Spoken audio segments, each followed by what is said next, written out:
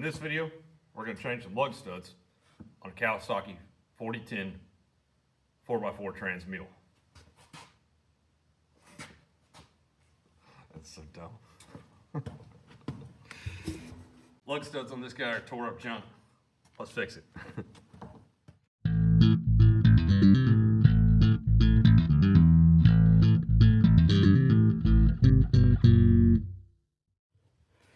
This is my neighbor's Kawasaki mule. We got to change a, I don't know if you can see it from this angle. This guy screwed up, obviously, right? So anyway, changing the lug studs. I'm just gonna do all four of them. They come in a 4-pack. So, obviously I started without you. Take the tire off. Next you got this cotter key off. Oh, there's a rubber thing. This just kind of fits over this here washer. So you just kind of pry it off. Anyway. Oh, cotter keys suck.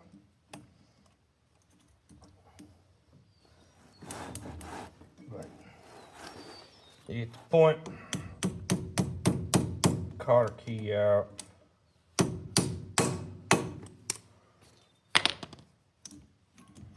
I don't have a new one of these handy, so I'd like to not destroy this one.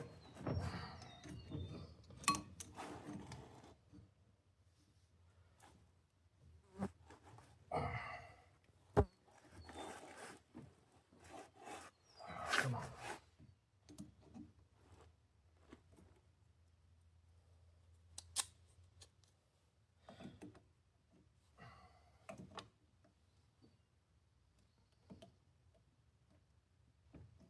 So close.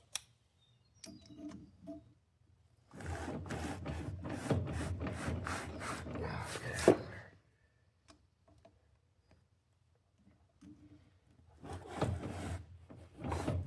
Ah, like that.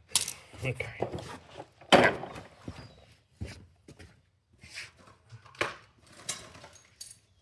Let's see here. No.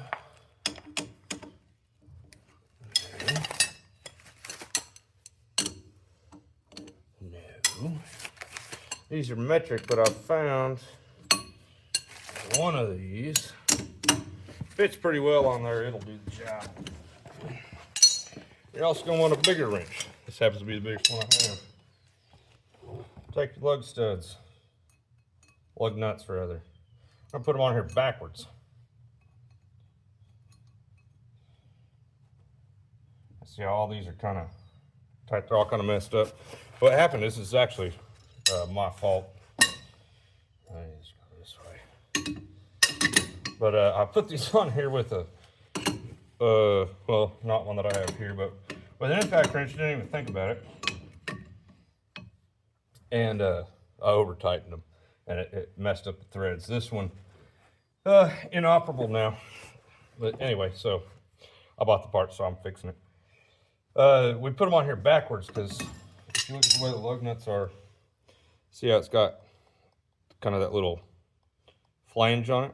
On these ones in particular, not all lug nuts, a lot of them have a taper on the other side, but on Kawasaki mule and like a 1-ton truck, they have that little flange. So then I have to stop this from turning, and I could have somebody hold the brakes or something like that, but I'm out here by myself. But see, that'll kind of lock your wrench in, so it won't come out. You can just cast the nut off. Pretty easy. And you want the nut on there as well so that it doesn't screw up the threads. Screw up the threads. Well, you know what? It doesn't matter in this case. I'm replacing them anyway.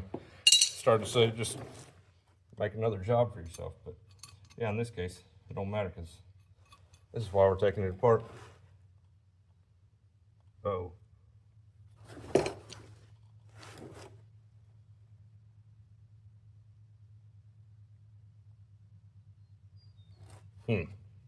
Okay, we might be about to find another problem. You see that color right there? It's not hot right now, and I just drove it over here. That color indicates 800-900 degrees, something like that. I don't recall that looking that way whenever I put these on here. I changed the CV axles a few years ago. These have a O-ring in there. I need something to pry with. Well, what do you know? Shop's not complete. I haven't moved all my tools over yet. The only flathead I could find was this little bitty guy. Let's see if that'll do it. All we gotta do is overcome an O-ring, and this should just come right off. Come on. I'd like to have two of them though. I don't know. I'll have to go find some better tools.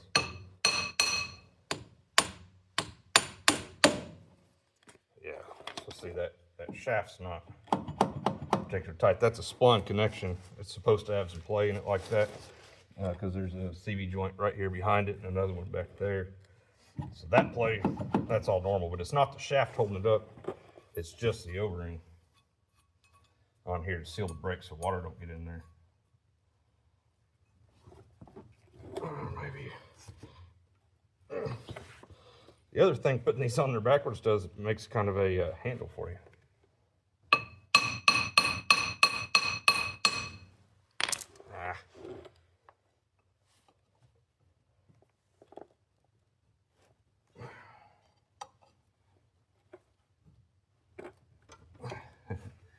Yeah, figures.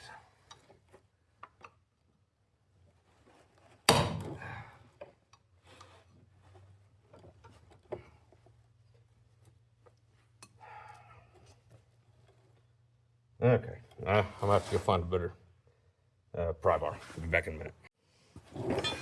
All right, this is the hardest part of this job. It's just getting the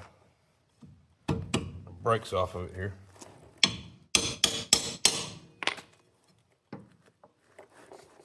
Come on.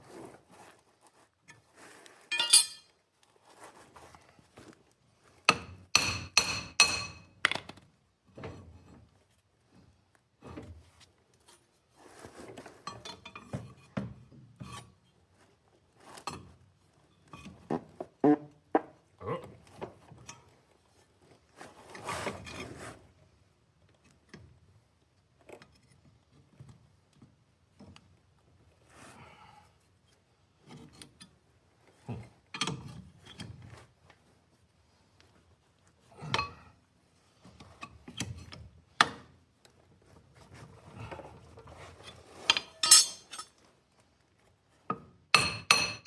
Almost there. There it is. Okay. So.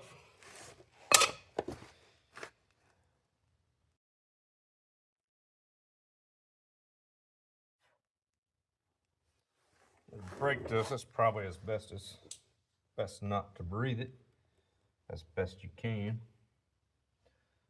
This is that. See, I said it was an O-ring. It's not an O-ring. It's like an actual seal.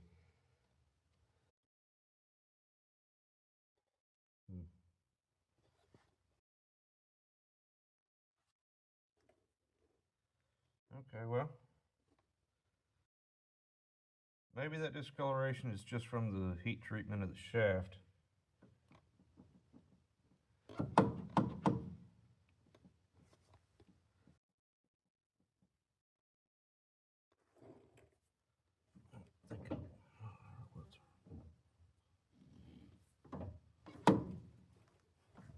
I don't feel any play in that bearing.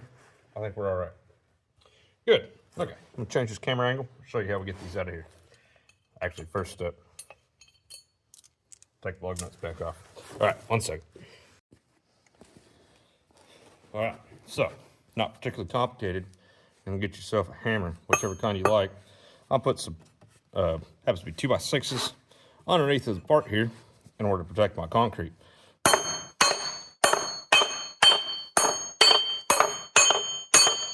There you go. That's all there is to removing them. Now, set this up on the same 2x6. And I happen to get these from Partzilla. There's your part number, made in Japan. It is currently March of 2025, as I'm recording this. We have had some issues getting Kawasaki parts because they make them in Mexico. So if you're watching this sort of as I post it, you will know that there's some weird political stuff going on, and there are import restrictions and all kinds of stuff with Mexico apparently. And hard to get Kawasaki parts out of Mexico apparently. Now you will need a bit of a standoff. 2x4 is enough. That one. You want to support this as close as you can. And start them as straight as you can.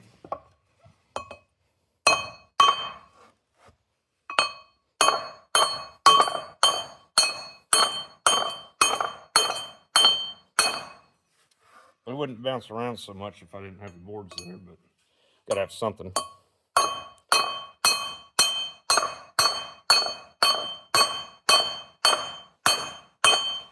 In order to have some space, all right? Be able to drive these through. It's probably really noisy for you guys. Sorry about that.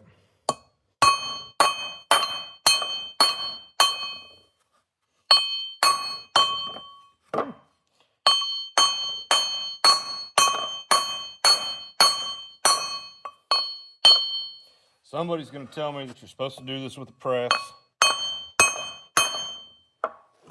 To that person, you're not wrong. If I had one, I would use it. There you go. New lug studs. Oh. Here's the tire. Check. Make sure I'll put it the right way.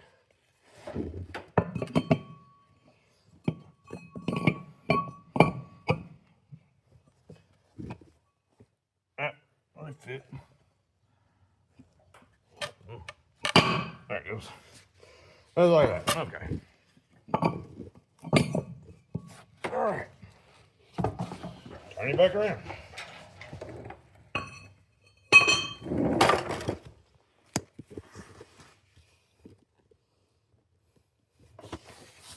These go on much easier than they come off.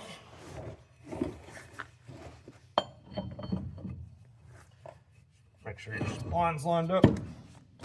Just like that, nothing to it. First, washer, then your lock washer. Now, castle nut. Run that down hand tight. Now, set on these ones. I started to say earlier, you put these on here because it protects the threads, but obviously on the ones, it's thrown away anyway. But I happen to have new ones here. Oh, I'll show you that. Also part Zilla. There's part number for these. Plug nuts. Install a couple of these backwards. That feels much better. Let's just check one of these. Yeah, not quite. Yeah, a little bit kind of gummy. I'll put these on here backwards. Just need a few threads on there. Here's the last one.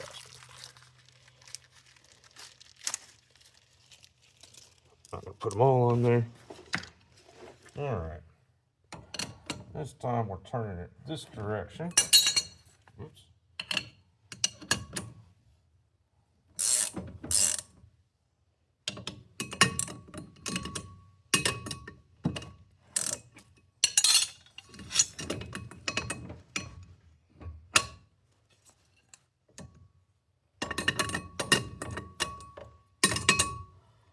Why did that fit? Oh, not too far.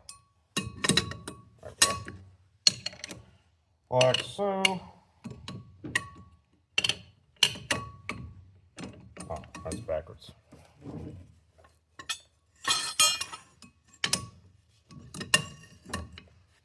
There, that's what I was looking for. Oh, you want to make sure that that lock washer is completely compressed, and then just add a little bit of tension. Doesn't take a whole lot.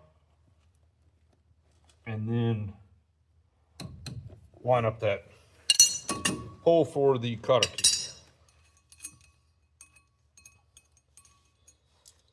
There's that. Whoops. Now, cotter key. Oh, there are 2 holes for your cotter key. So you got some options on how those line up.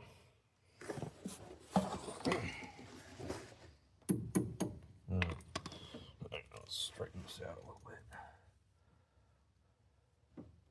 For the record, this should be replaced whenever you do this cotter key. Like I said, I just don't have one. I didn't have the foresight to buy a new one of them. And I got a bunch of them on hand, but I don't have one that quite matches this.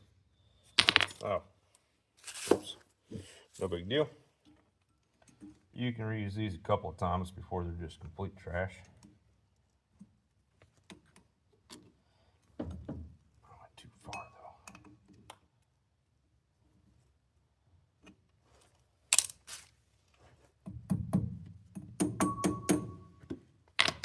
There we go. You do have to really fold these over because we got to put that rubber grommet on there, right? Too far. And speaking of, I do it just kind of works on like so. The entire problem here was that when I put these on here the last time I did it, I used, it was actually the neighbor's 1/2-inch DeWalt impact wrench. And yeah, put it on a lower setting or just don't use that. So I'm gonna put these on with the little freak here, which is a 1/2-inch, but it's kind of a small 1/2-inch. I had to put it on the big boy 3/4 inch adapted down in order to get those back off. That's how tight they were. So don't over tighten these. I sort of just did it without thinking. This thing's pretty mild. Should be fine.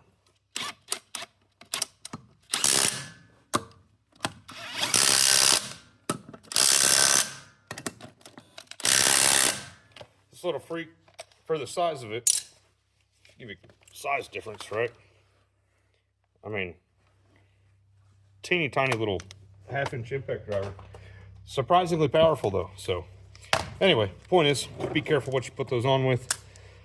And don't over tighten them, otherwise you'll be doing the same job that I just did. Just for the record, trans 4x4, I guess it used to be a 2x4, transitioned. Kawasaki, gas engine, doesn't really matter. And there you go, KAF 620S. There you have it. Looks doesn't change. So hope you guys liked it. Hope it's helpful. Like, subscribe, unsubscribe, dislike, whatever. I don't care. Either way, thanks for watching. See you guys next time.